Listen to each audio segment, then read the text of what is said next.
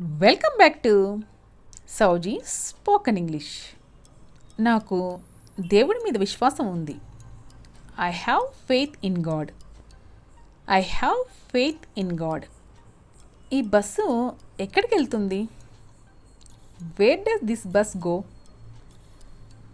Wear does this bus go? విషయానికి రండి. Come to the point.